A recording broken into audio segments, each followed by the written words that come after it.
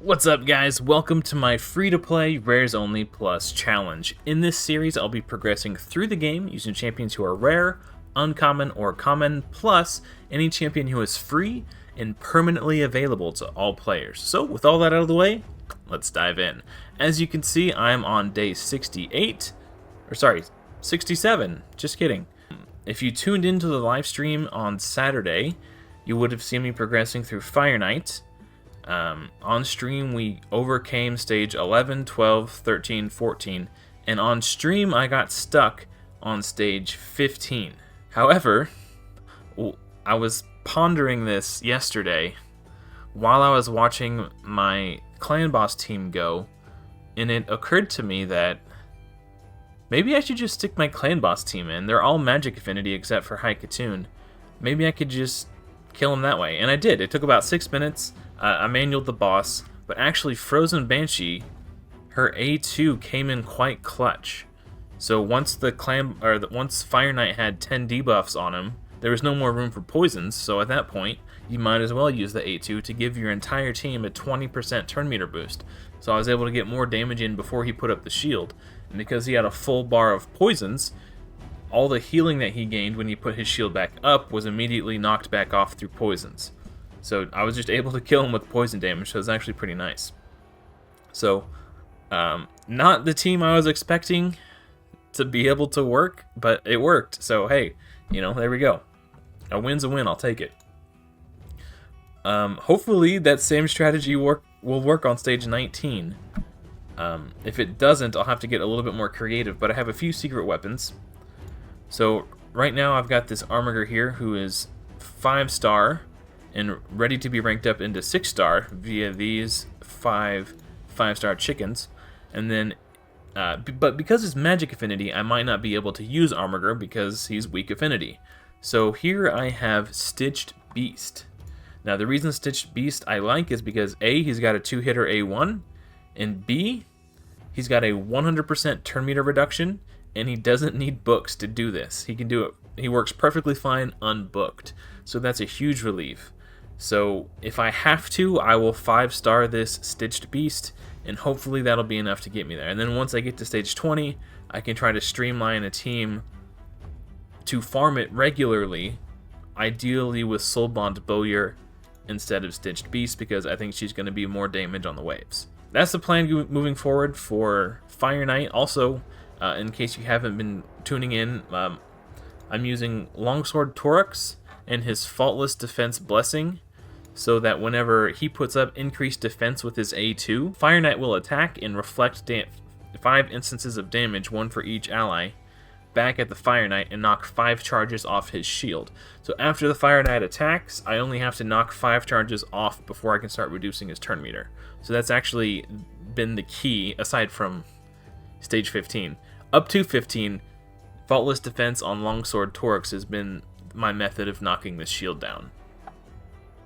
I do plan on booking him this CVC to gain that extra 20% chance to provoke when he tries to provoke, as well as reducing the cooldown by 1 turn. I think that's going to be pretty helpful in a lot of areas. Speaking of my clan boss team, who was so helpful in Fire Knight, on clan boss I was extremely close. I'm getting extremely close to a 2 key. So right here, 3 keys, nearly 48 million. I got 2 keys in on Void right at reset, and between the 2 keys, I did about 35 million damage. I was like 34.9, something like that. I was like 5 million damage short of getting the top chest with 2 keys. So if I could find a way to squeeze out like another 2.5 million points per key, I'll be able to 2-key Nightmare. That's actually huge. Unfortunately, I think I've pretty much reached my limit with this team, aside from like just getting more defense and more HP on everybody just so we can survive longer into the fight. But the biggest key to my success with this team, something I have done that I would consider to be different than what a lot of people do in early game clan boss, is I switched to Guardian set. So this past week I put up a poll asking if you thought my Guardian set Gambit would pay off. 78% of you were backing me on my side, and 22% were the haters. So You live and you learn. Guardian set is actually insanely OP for Clan Boss.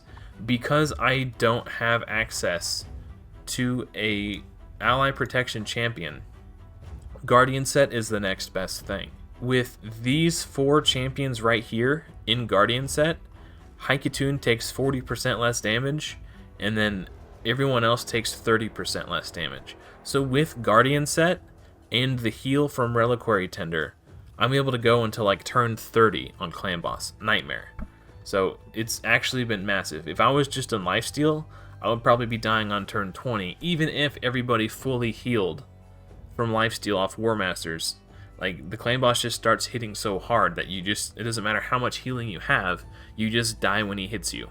So what I've been doing is, for the first Doom Tower rotation, since starting this account, the Celestial Griffin was one of the bosses available. So every day I spent all my silver keys farming stage 10, which is the first level of the Doom Tower boss, to get 3 and 4 star Guardian set mats. And then the next rotation, I think he was the 3rd boss. So I used all my keys there on the 3rd boss as well, getting as much Guardian set mats as humanly possible. I can make 75 more pieces of 3 and 4 star gear. So basically I was just selling off all the 3 stars, well, except for one piece, I'll show you. All the 3 star pieces except for the weapon that Frozen Banshee is wearing, because it has HP percentage, accuracy, and speed, which are basically everything you want or need for Clan Bosses. Well, you'd like defense too, but you can't get defense on a weapon. So I've just been pounding away at the Griffin, getting as much 3 and 4 star Guardian gear as possible. And with that, I just kept all the good pieces. Like, we got accuracy, speed, HP percentage, speed, crit rate, defense percentage, speed, HP percentage. Everybody's in 4 star speed boots. So with that, I was able to make what I consider to be like a soft speed tune. It's not like a perfect 2-1, but Frozen Banshee is faster than Grave Chill. Frozen Banshee is 174, so she can place her poison sensitivity before Grave Chill Killer goes, so then Grave Chill Killer, who is 173 speed, can then place 2 of the big poisons. And then the following turn, she can place the big version of decreased defense because the target will be under poisons. Coffin Smasher is 172, so everybody is faster than the Clan Boss. If you didn't know, Nightmare Clan Boss is 170 speed. So all my champions are faster, and then Haikutun is 242. So the only thing keeping Haikutun alive are the heals from Reliquary Tender and taking 40% less damage from everybody else being in Guardian sets. So that's what I got going on for Clan Boss. Right now, I honestly don't know if there's too much else I can do to improve my damage, and other than just like building more damage into them, but I can't really do that without sacrificing defense and HP. As much as I want to keep like pounding away at Clan Boss and trying to progress more, I'm very happy with like 3 keying Nightmare. As long as I get the top chest every day, I'm good. And I could almost 1-key Brutal, but not quite. I actually came up like a million damage short today. Yeah, so I got 20.7 million on Brutal. And you need 21, oh, I'm in the way. 21.69. So I was about a million damage short of the 1 key on Brutal. So we're doing pretty good on Clan Boss. And on Hydra, still, I mean, 400,000, that's my new personal best. So, still a long way off the bottom chest, though, unfortunately. I need 1.66, I think. So, we'll get there in time. If you tuned into the live stream on Saturday, you would have seen me beat the Frost Spider, thanks to, but also no thanks to, Coffin Smasher. If you saw the YouTube short I posted yesterday, you'll know exactly what I'm talking about. Or if you tuned into the live stream, you would have seen it live as well. But we got that done. And then right now, I'm stuck on the Scarab King. My current team is this. Unfortunately, the 4-star Armorgird dies during the waves. So I need to just level these guys up a little bit more, and this team should work all the way up to the max floor. Another thing I can do is swap out Shield Guard and replace him with Soulbond Bowyer once I get her leveled up. And then I'll have more turn meter control, which I might actually need when I get to the boss, because the higher levels you get to in Frost or Scarab King, the faster he gets. So 2 Armigers might not be enough turn meter control. So if I absolutely need to, I can build my soul bombs and everything is hunky-dory. In terms of my Great Hall, this CVC, which starts in a few hours, I'm going to get defense, and I'm going to take it up to 6, which should cost about 550 gold medals, and then I'll have about 700 left to work with. I'm going to put more into HP, so this will help out my clan boss team. And speaking of CVC, generally when I do every CVC just to maximize the points, for such a low level account as I just farm campaign and level up champions. If you ever want to see the best way to earn points for your account during CVC, you can come down here where it says objectives, and you can just look at how much points everything is worth. Upgrading champions, like ranking them up, is worth points. Leveling them up is worth points. Ascending them is worth points. And you can kind of just see, like if you're trying to figure out the best place to spend your energy, farming Brutal Campaign is worth 40 points itself, but then you gain extra points for all the levels that your champions gain, and more points for ranking those champions up. So if farming campaign and leveling up champions is the way that I've been able to put up big points every CVC. I think last CVC I did about 120,000 just by farming campaign for the most part. Minotaur actually for me is actually not that bad compared to everything else. If I farm stage 15 of Minotaur, I'm getting 80 points for my energy, which if I farm Dragon, the highest level I can farm with Dragon is only worth 30 points. The highest level I can farm an Ice Golem is, well, it's worth 100 points. So that's not bad. So I could potentially farm Ice Golem. If I can rank up, if I can start farming 16 of Fire Knight, I can get 100 points. So last week I wasn't able to do these stages, but this week maybe I try farming dungeons instead. So we'll just have to see. But you can kind of just use this guide to determine. It's time for me to buy my Drexlar fragment. I set that alarm every day so I don't forget. You could use this index here to figure out where the best place is going to be for you to spend your energy based on the level of account that you're at. In terms of arena, still in gold 5. I might be able to beat some of these. And I kind of want to real quick, just because I have the... Oh, she put me to sleep. Damn, I'm about to get smoked by an allure. Maybe not. She's kind of squishy. I got the arena... Sorry, the Forge Pass mission to defeat 25 champions in Classic Arena, which has always been... I probably can't beat this Vergis, if I'm being honest. Probably can't beat that Newt, probably can't beat that Trunda. Might not even be able to beat this Venomage, but I'm going to try because I have to beat 25 champions in the Classic Arena. Oh, resisted. Okay. So this Forge Pass mission that I keep getting, it could take anywhere from, like the fastest I've ever gotten it done was 5 hours. But it's taken as long as 12 hours in the past on multiple days. So hopefully it won't take me that long to get it done today. We're making progress. 17 out of 25. So we're getting it done pretty quick today. It's currently midnight and quests reset at 7 p.m. my time. So I've been working on it for about 5 hours now. So I'm feeling pretty good that I'll get it done today. So that's not too bad. Yeah, and when I do, I'm gonna pick up some nice 6 5-star epic accessories. So hopefully we can get some nice Slayer accessories. In Tag Arena, we're in Bronze 2.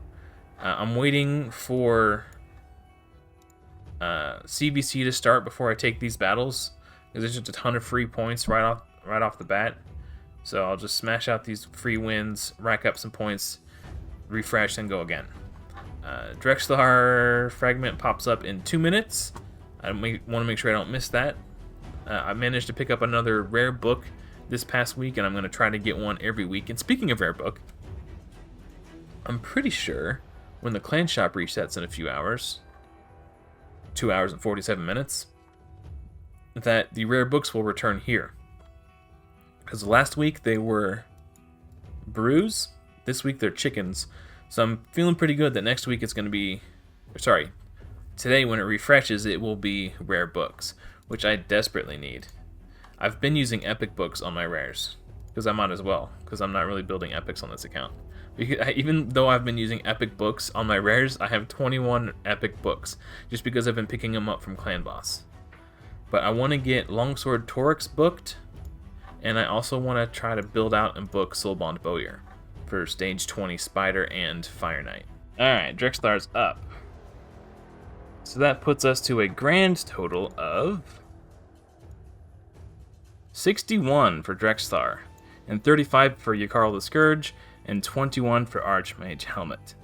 These 25 fragments, I'm going to try to convert those into fragments for High Mother Mod, so hopefully we can get her sooner rather than later. I'm confident that once I get High Mother Mod, I will be able to 2-key Ultra Nightmare. Easy. Maybe even 1 key. If you've been following for the channel for a while, you may have already seen this video, but I made this team with Elva Autumnborn and Sandlash Survivor to extend the duration of her increased speed buff. That allowed me to 1-key Ultra Nightmare. So if I can get High Mother Mod, I can build basically the exact same team, because I was using Rosin Scarhide and Dark Kale, and then basically at that point all I need is an Ally Protect champion. So High Mother Mod will take the place of Sandlash Survivor, and High Khatun would be taking the place of Elva Autumnborn for this particular team.